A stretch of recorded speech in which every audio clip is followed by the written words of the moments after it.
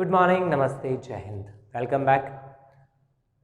So guys, in the last one we were discussing about poverty. We discussed the mean of this word poverty, यानी इस word poverty का मतलब क्या होता है, इसकी definition का हमने डिस्कस किया और जिसमें एक सिंपल सा पॉइंट हमारे सामने निकल करके आया कि poverty means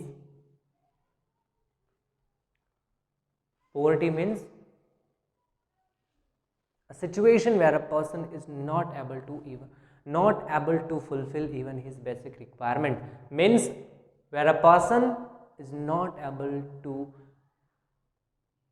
get even the basic things, यानी जहाँ पे एक आदमी को बेसिक थिंग्स यानी जो आधारभूत चीज़ें होती हैं वो ही ना मिले, then that situation is poverty.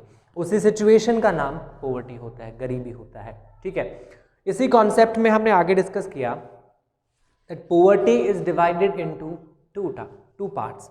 Okay, means there are two types of poverty, there are two parts of poverty, absolute poverty and relative poverty. Absolute poverty का सिंपल सा मतलब क्या होता है? Absolute poverty का मतलब a poverty where a person is not able to fulfill even his basic requirement, यानी जहाँ पे गरीबी का आकलन बेसिक रिक्वायरमेंट को आधार मानकर किया जाता है. गरीबी का जो एस्टिमेशन होता है, उसका जो कैलकुलेशन होता है, उसमें बेसिक रिक्वायरमेंट आधारभूत सुविधाएं जो होती हैं, आधारभूत आवश्यकताएं जो होती हैं, उनको आधार मानकर किया जाता है, then that is absolute poverty. And in this kind of estimation of poverty the basic requirement are always different. Basic requirement हमेशा अलग अलग होती हैं on the basis of the status of economic development of that country.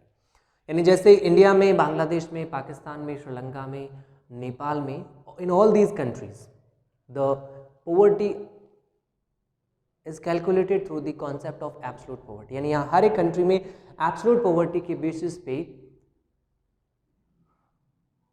poverty का estimation होता है. Okay, तो यहाँ पे बेसिक रिक्वायरमेंट का फॉर्मूला यूज किया जाता है और हर एक कंट्री का बेसिक रिक्वायरमेंट अलग अलग होता है. Now here if you talk about India, then in India under this concept of basic requirement three major things are accepted, which are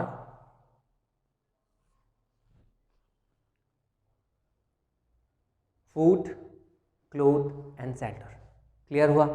उसके बाद में हमने रिलेटिव पॉवर्टी का डिस्कशन किया. यानी पॉवर्टी के टू टाइप्स हमने डिस्कस किए. First one is absolute poverty and second one is relative poverty. Okay, relative poverty का मतलब क्या होता है? Relative poverty means calculation of relative dissimilarities या measurement of the measure of relative dissimilarities present between various section of society. यानी जहां एक society के, एक कंट्री के, एक नेशन के, एक स्टेट के अलग अलग सेक्शंस के बीच में जो रिलेटिव डिसिमिलरिटीज प्रेजेंट होती हैं उनका कैलकुलेशन किया जाए, उनका मेजरमेंट किया जाए. किस बेसिस पे? On the basis of income and consumption expenditure. यानी इनकम और कंजप्शन एक्सपेंडिचर के बेसिस पे जहाँ जो रिलेटिव डिसिमिलरिटीज प्रेजेंट होती है उनका कैलकुलेशन होता है. Then that kind of poverty is relative poverty and this kind of poverty is present in developed countries. यानी एब्सोल्यूट पॉवर्टी का कॉन्सेप्ट जनरली डेवलपिंग कंट्रीज में यूज होता है और रिलेटिव पॉवर्टी का कॉन्सेप्ट जो है वो डेवलप्ड कंट्रीज में यूज होता है. Is that clear? Okay, now after that the next point which we are going to discuss here is related with estimation of poverty. Okay, गरीबी का आकलन, estimation of poverty. And guys, poverty is estimated by the different scholars. यानी अलग अलग scholars ने इसका estimation present किया है. And the first estimation of poverty was presented in 1868 by दादा भाई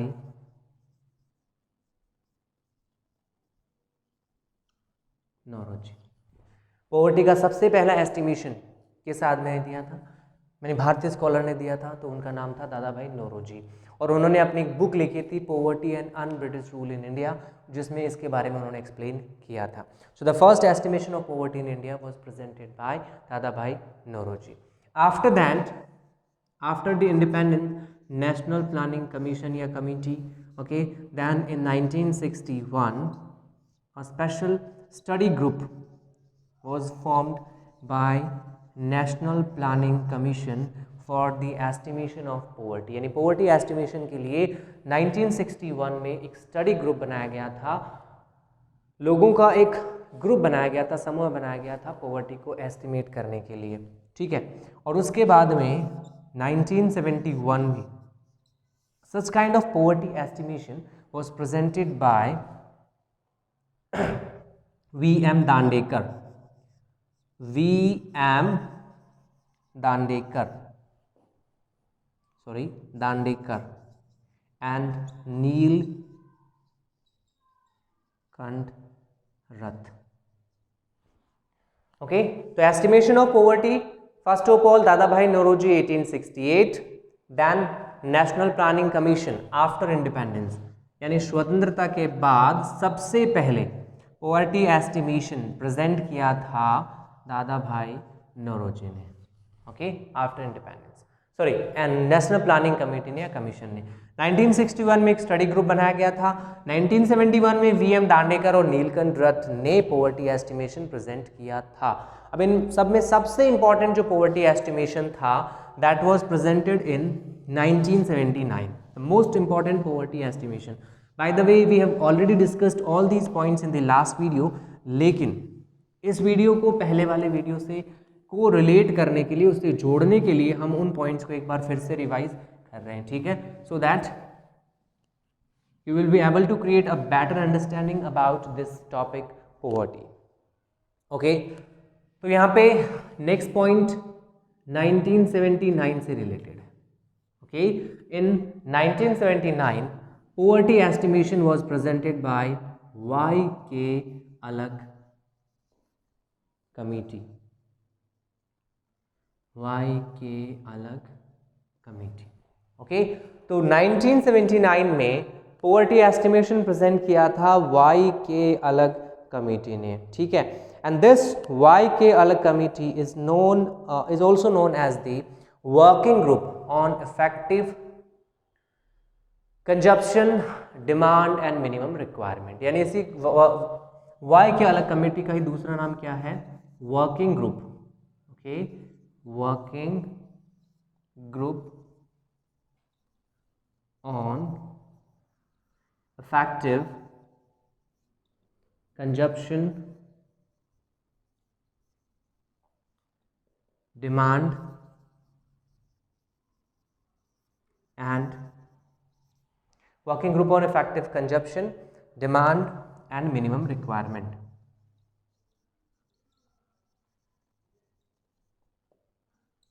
Okay, working group on I think इधर वाला आपको शो नहीं होगा, तो मैं इसको नीचे लिख देता हूँ कि working group on effective consumption, demand and minimum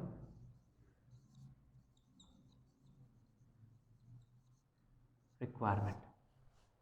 clear है? तो ये वर्किंग ग्रुप जो है ना वो बनाया गया था 1979 में, which presented the most important poverty estimation. मतलब अब तक के जितने भी पॉवर्टी एस्टिमेशन हुए थे 1868 Dadabhai Naoroji, after the independence national planning committee या planning commission, 1961 special study group for poverty estimation, 1971 V.M. Dandekar और नीलकंठ रथ। इन सब में सबसे इंपॉर्टेंट पॉवर्टी एस्टिमेशन 1979 का था Y.K. अलग कमेटी, जिसका दूसरा नाम रखा गया था working group on effective consumption demand and requirement, working group on effective consumption demand and requirement. और इस कमेटी ने अपनी जो रिपोर्ट सबमिट की थी उसमें एक कैलोरी बेस्ड पॉवर्टी एस्टिमेशन का आइडिया दिया था। Okay, this Y.K. अलग committee presented its report. Okay, और इस रिपोर्ट में इस कमेटी ने एक आइडिया दिया था कैलोरी बेस्ड पॉवर्टी एस्टिमेशन का। Okay, on the basis of that the government of India decided the poverty criteria, and in this way, on the basis of the report or on the basis of idea suggested by Y.K. अलग committee, the government decided that any Indian citizen residing in rural areas who does not receive 2400 calories 2400 calories per day, मतलब भोजन करे तो उसको कम से कम 2400 calories मिलनी चाहिए। यदि किसी को इससे कम मिलता है रूरल एरियाज में तो वो गरीब है। Okay, so the government presented the calorie based poverty estimation on the basis of the report submitted by YK. Alagh committee. Okay, and on the basis of this report, the government decided that any Indian citizen residing in rural areas who does not receive 2400 calories in rural areas and 2100 calories in urban areas is poor। तो ये poverty का एक estimation था जो Y K Alagh committee ने suggest किया, उसके बाद गवर्नमेंट ने इस क्राइटेरिया को डिसाइड किया। तो on the basis of the estimation presented by Y K Alagh committee, the government decided the criteria for poverty for poor. और इसमें गवर्नमेंट ने कहा कि कोई भी ऐसा आदमी जो रूरल एरिया से बिलोंग करता है, जो 2400 कैलोरीज नहीं प्राप्त करता है, या फिर जो अर्बन एरिया से यानी शहरों से बिलोंग करता है, 2100 कैलोरीज उसको नहीं मिलती हैं, then that person is poor, यानी वो आदमी गरीब है। तो ये कैलोरी बेस्ड पोवर्टी एस्टिमेशन था जिसको प्रेजेंट किया गया था वाई के अलग कमेटी ने। मतलब सिंपल सी बात है कि यदि किसी आदमी को 2400 कैलोरीज नहीं मिलती, वो गांव से बिलोंग करता है, तो वो पुअर है। और यदि किसी आदमी को 2100 कैलोरीज नहीं मिलती और वो अर्बन एरिया से बिलोंग करता है, शहर से बिलोंग करता है, तो वो पुअर है, वो गरीब है। क्लियर हुआ? Okay. Now after that, the further poverty estimations. Okay, further poverty estimations. तो आगे poverty estimations present होते रहे थे, and 3 major scholars are there who presented the poverty estimation. First one is D.T. Lakdawala. Okay, after that Suresh Tendulkar, and then R.C. sorry, not R.C., only C Rangarajan. Okay, C Rangarajan. So there are 3 major scholars related with poverty estimation after Y.K. Alagh committee. First one is D.T. Lakdawala, then Suresh Tendulkar, and then C. Rangarajan. The estimation of poverty in India from 1993 and 94 to 2004 and 5 was made on the basis of Lakdawala formula. मतलब जो formula यहाँ पे suggest किया था D.T. Lakdawala ने, ठीक है, यानी स्कॉलर थे, इंडियन इकोनॉमिस्ट थे जिनका नाम था D.T. लकड़ावाला, उनको गवर्नमेंट ने ऑथोराइज किया था पॉवर्टी एस्टिमेशन का फॉर्मूला सजेस्ट करने के लिए। तो गवर्नमेंट को D.T. लकड़ावाला ने अपना फॉर्मूला सजेस्ट किया, जिसको हम D.T. लकड़ावाला या लकड़ावाला फॉर्मूला रेफर करते हैं। And on the basis of this Lakdawala formula the government made poverty estimation in 1993, 94 and 2004 and 5। तो सिंपल सा पॉइंट है कि D.T. लकड़ावाला जो फॉर्मूला है उस बेसिस पे गवर्नमेंट ने 1993 और 94 और 2004 एंड 5 में पोवर्टी एस्टिमेशन किया था। तो पोवर्टी एस्टिमेशन जो 1993 और 94, 2004 और 5 में, यानी 1993, 94, 2004 और 5 में जो पोवर्टी एस्टिमेशन, जो गरीबी का आकलन, मूल्यांकन, कैलकुलेशन इंडिया में हुआ था, वो लकड़ावाला फॉर्मूला के बेसिस पे हुआ था। अब इनके बाद नेक्स्ट वर्ड, जो नेक्स्ट नेम है वो सुरेश तेंदुलकर और सी रंगराजन का है। इनका जो फॉर्मूला है वो थोड़ा डिफरेंट है। ओके, और इन्होंने कंजप्शन एक्सपेंडिचर को बेस माना था अपने इस पोवर्टी एस्टिमेशन में। Okay, means to determine the poverty they accepted consumption expenditure as the base। Okay, तो उन्होंने कंजप्शन एक्सपेंडिचर को बेस माना, आधार माना, किसका? पोवर्टी एस्टिमेशन का। Okay, so the estimation of poverty made by Suresh Tendulkar and C Rangarajan, या फिर the formula of poverty estimation presented by Suresh Tendulkar and C Rangarajan was based on consumption expenditure. यानी यहाँ पे मिनिमम कंजप्शन एक्सपेंडिचर को डिसाइड किया गया था, और इसके लिए उन्होंने क्या किया था? एक पोवर्टी लाइन बास्केट प्रिपेयर की थी। Okay, and for this estimation they prepared a poverty line basket। Okay, poverty line basket। और ये जो poverty line basket थी उसमें उन्होंने किसको इंक्लूड किया था? मिनिमम रिक्वायरमेंट से रिलेटेड प्रोडक्ट्स को। Okay, products related with the minimum requirement, minimum requirement पर included in this poverty line basket. Poverty line basket जो है ना, वो एक टाइप से हम ये कह सकते हैं कि एक फॉर्मूला था पोवर्टी एस्टिमेशन का, एक तरीका था पोवर्टी एस्टिमेशन का, जिसको यूज़ किया था सी रंगराजन और सुरेश तेंदुलकर ने। और इस फॉर्मूला में उन्होंने कंजप्शन एक्सपेंडिचर को बेस माना था। ये सिंपल सी बात है कि मिनिमम रिक्वायरमेंट के लिए जो प्रोडक्ट्स, जो चीज़ें चाहिए होती हैं, उन सारी चीज़ों को उन्होंने इसमें शामिल किया, ठीक है, इस पोवर्टी लाइन बास्केट में। और उसके बाद उसका टोटल किया, और उसको टोटल करने के बाद ये डिसाइड किया कि भाई इतना टोटल हो रहा है, कम से कम इससे कम यदि कोई कमा रहा है, या फिर यदि इससे कम यदि कोई खर्चा कर रहा है, यहाँ एक्सपेंडिचर की बात हो रही है, तो यदि इससे कम कोई कंज्यूम कर रहा है, यानी कंजप्शन पे खर्चा कर रहा है, तो वो गरीब है। ये एस्टिमेशन उन्होंने प्रेजेंट किया था। Okay, and on the basis of this estimation, according to Suresh Tendulkar, यानी इन्होंने अब ये पोवर्टी लाइन बास्केट प्रिपेयर की, कंजप्शन एक्सपेंडिचर को यूज़ किया, लेकिन इन्होंने जो डेटा यहाँ पे यूज़ किया था ना, मतलब जो मिनिमम रिक्वायरमेंट यहाँ पे एक्सपेंडिचर के बेसिस पे जो यानी सेलेक्ट की थी, वो दोनों की अलग अलग है। So first one is related with Suresh Tendulkar. Okay, तो सुरेश तेंदुलकर ने भी पोवर्टी लाइन बास्केट को यूज किया था, and on the basis of the use of this poverty line basket he suggested that in 2011 and 12 any Indian citizen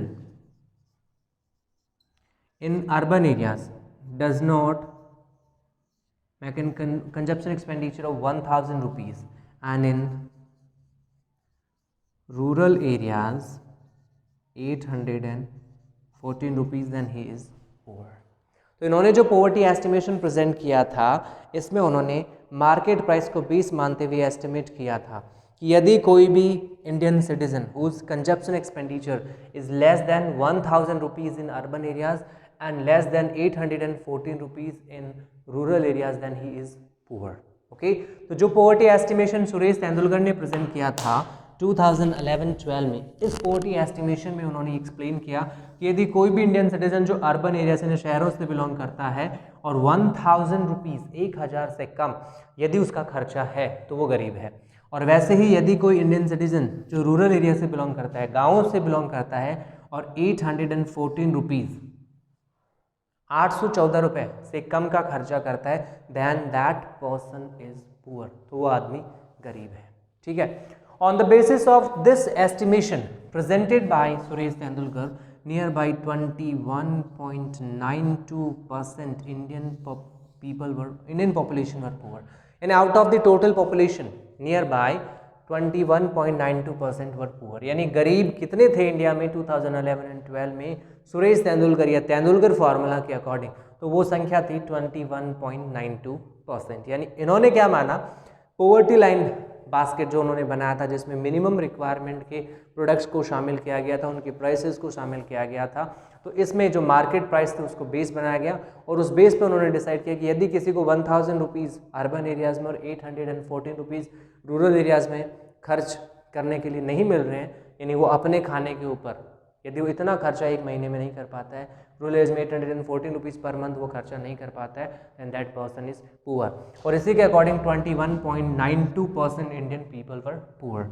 और इसी हिसाब से देखा जाए तो 2011-12 में जो एस्टिमेशन इन्होंने प्रेजेंट किया था, on the basis of that near by 27 crore Indian people were poor.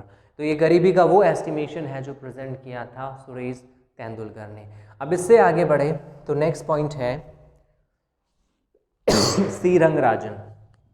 Okay, the next one is C Rangarajan.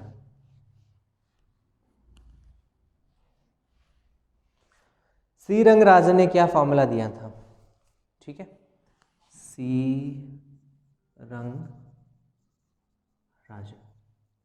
तो इन्होंने भी पोवर्टी एस्टिमेशन किया था on the basis of poverty line basket.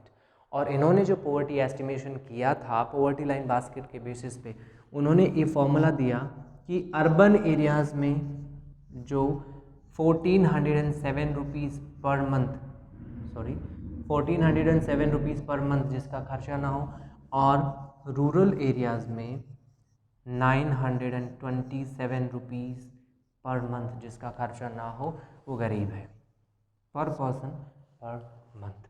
ठीक है, तो सिंपल से वे में आप ये समझ सकते हो कि सी रंगराजन ने ये एक्सप्लेन किया that any Indian citizen related with urban areas is if he is not able to expend 1407 rupees per month, then that person is poor, and any Indian citizen who is not able to expend 927 rupees per month in rural areas, then he is poor. ठीक है, तो 1407 rupees urban areas में यदि expand कर रहा है तो गरीब है, और यदि एक्सपेंड नहीं कर रहा तो गरीब है, और यदि रूरल एरियाज़ में है और 927 रुपीज़ पर मंथ एक्सपेंड नहीं कर रहा है तो वो भी गरीब माना जाएगा। And in this way, on the basis of this estimation, near by 29.5% Indian people were poor, यानी इंडियन पॉपुलेशन का लगभग 29.5% पार्ट गरीब था। अब बात ये आती है कि गवर्नमेंट ने 2011-12 में कौन सा फार्मूला यूज़ किया? तो गवर्नमेंट ने तेंदुलकर फार्मूला यूज़ किया। बे सिंपल सी बात है, देखो गवर्नमेंट हमेशा चाहती है कि पॉवर्टी का रेशियो कम रहे ताकि वो अपनी रिस्पेक्ट, अपनी इज्जत बना के रख सके। तो गवर्नमेंट ने यहाँ पे कौन से फार्मूले की यूज़ किया? 21.92% गरीबी शो करने वाले को, और वो कौन सा फार्मूला था? Suresh Tendulkar formula. So in 2011, for the estimation of poverty, the Indian government used the Suresh Tendulkar formula, और इसी के अकॉर्डिंग उन्होंने रूरल एरियाज़ में 1000 नहीं कमाने वाले को गरीब, अर्बन एरियाज़ में 1000 नहीं कमाने वाले को गरीब माना, और रूरल एरियाज़ में 816 रुपीज़ नहीं कमाने वाले आदमी को गरीब माना था। ठीक है, तो rural areas 816, urban areas 1000 rupees. ठीक है, इसके अलावा पॉवर्टी एस्टिमेशन को वैसे यूनाइटेड नेशन डेवलपमेंट जो प्रोग्राम है उसके अकॉर्डिंग भी, यानी जो UNDP है, यूनाइटेड नेशन डेवलपमेंट प्रोग्राम, उसके अकॉर्डिंग भी डिफाइन किया जाता है। इसमें भी बेसिक रिक्वायरमेंट का फार्मूला यूज़ होता है for defining the poverty. Clear है? Okay, now after that the next most important thing is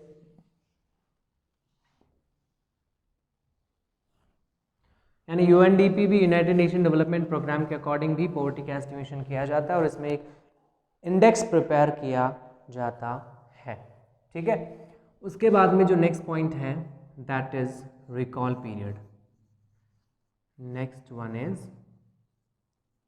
recall period, and there are 2 types of recall period used in the country. Recall period में सबसे पहला नाम आता है uniform recall period. First one is uniform recall period and next one is mixed recall period. अब सबसे पहला question जो यहाँ बनता है that is what do we mean by recall period. Actually recall period क्या होता है?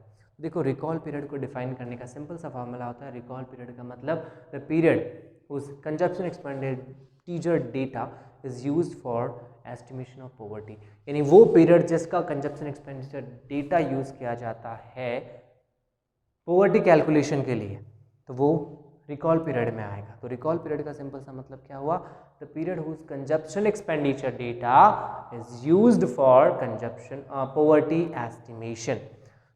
रिकॉल पीरियड टू टाइप से हम यहाँ पे डिस्कस करते हैं। First one is uniform recall period. तो यूनिफॉर्म रिकॉल पीरियड का मतलब होता है recall period in which consumption expenditure data of 30 days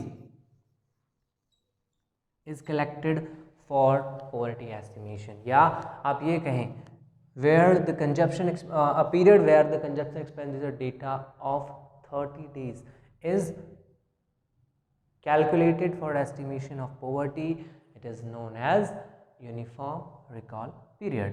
यानी जहाँ पे कंजप्शन एक्सपेंडिचर डेटा 30 डेज का कलेक्ट होता है, क्या होगा इसमें, कंजप्शन